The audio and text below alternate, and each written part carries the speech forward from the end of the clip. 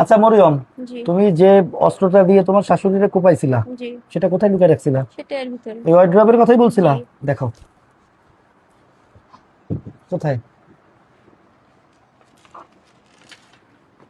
জি। এইরকম একটা ছোট ব্যাগের ভিতর আছে, কই দেখো তো।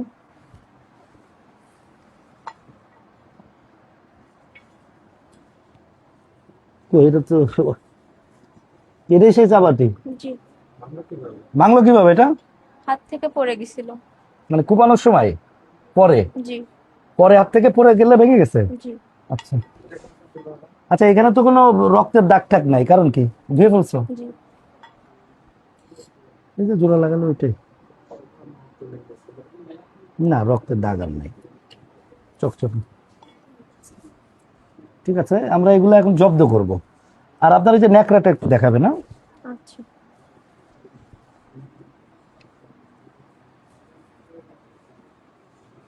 এটা কি আপনার ভ্যানিটি ব্যাগ? জি। ওয়ার্ড্রপের কয় নাম্বার ড্রয়ারে দেখেন তো? প্রথম নাম। প্রথম ব্যাগ। 1 নং ড্রয়ার, মানে সবার উপরের ডাই। জি। দেখি বাবা, এটা কিভাবে লাগান। এগুলো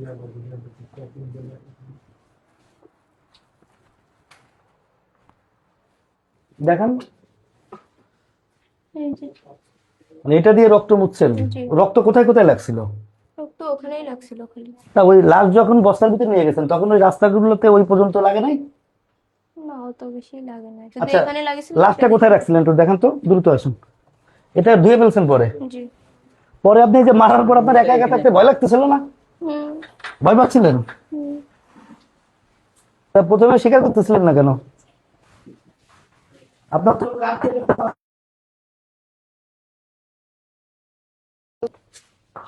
হতো না? এটা ঘটনা ঘটাইছে, লাশটা কোথায় রেখেছেন? এখানে। এখানে রাখছিলেন? জি। কিসের ভিতর ঢুকানো ছিল? বস্তায়। বস্তার ভিতর ঢুকানো ছিল? জি।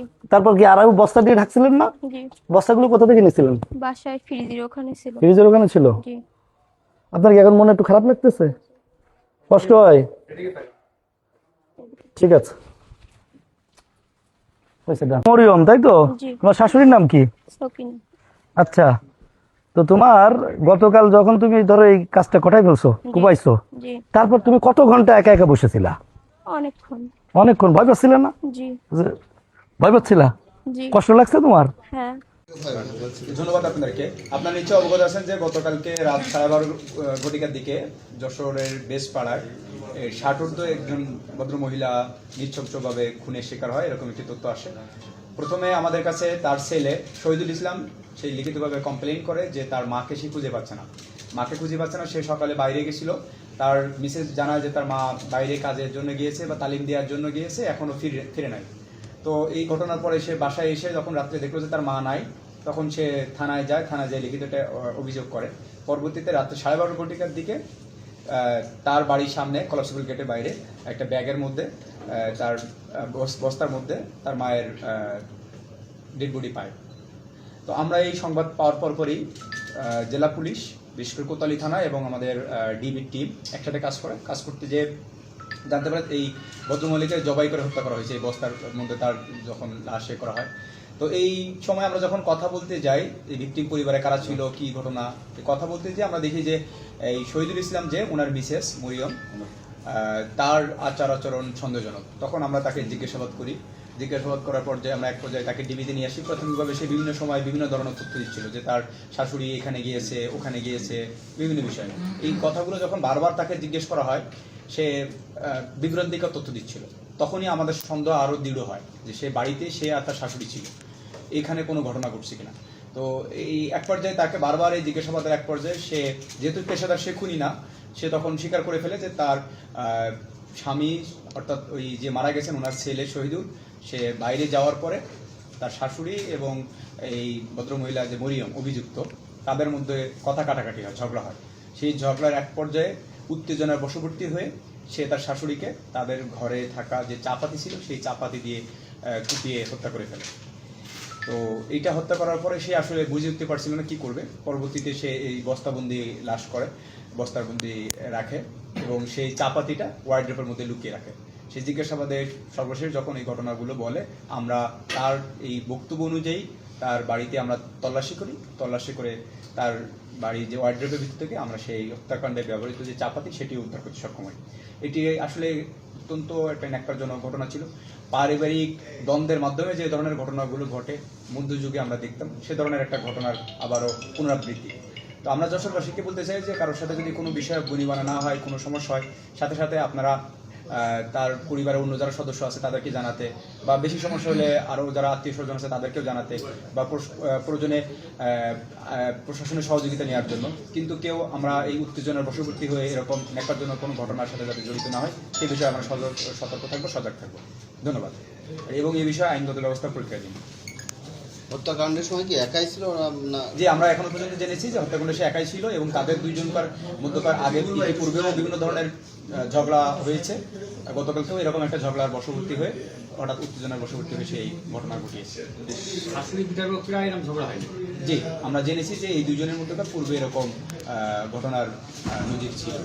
মূলত ঘটনাটা ঘটেছে কয়টার দিকে? কালকে দুপুর 12টা 12টার দিকে। এই জন্য তার স্বামীকেও সে বলছিল যে তুমি দুপুরের খাবার বাইরে খেয়ে এসো। স্বামী যাওয়ার পরে ঘটনা ঘটেছে। রাইট। হত্যাকাণ্ডের ঘটনাটা মানে কিভাবে হত্যা করলো জানতে পেরেছেন কিনা?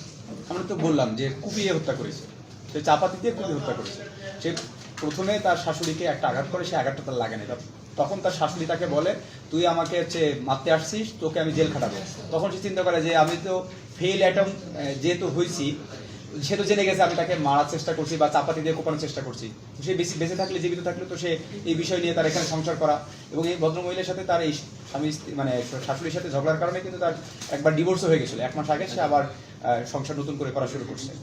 এই বিষয়গুলো সে আসলে সামাল দিতে পারে নাই। সে তখন মনে করে যে তাহলে একবারে মেরে ফেলি, এই কারণে তার উপর জুপুরি কুপিয়ে তাকে মৃত্যু নিশ্চিত করে। জি, আমরা আসামির ছবি দিব, কিন্তু আপনাদের একটু দৃষ্টি আকর্ষণ করবো, আমরা আসামির সাথে আপনার কথা বলতে, আসামি হচ্ছে প্রেগনেন্ট। তো সেই ক্ষেত্রে আমরা চাই যে তার যে বিষয়গুলো, সেফটি বিষয়গুলো আছে এগুলো আমরা রাখবো। জাস্ট আমরা ছবি আমরা আপনাদেরকে দিয়ে দিব। আরেকটা বিষয় যে চাপাতি সহ আসামির ছবি আমরা দিই। এই ছেলে যে মহিলা আটক হয়েছে, স্বামী কি করে? তার একটা দোকানে সে কর্মচারী, মালিক। ভাড়া থাকে না? ভাড়া থাকে। দেখলাম যে অ্যাডভোকেটের যে মহাসেনে তাকে মহিলা তো আটক। জি, মহিলা বিয়ে হয়েছে যেটা মধ্যে শুনেছেন কখন বিয়ে হয়েছে? প্রথম বিয়ে 2 বছর 2.5 বছরের মধ্যে এরকম।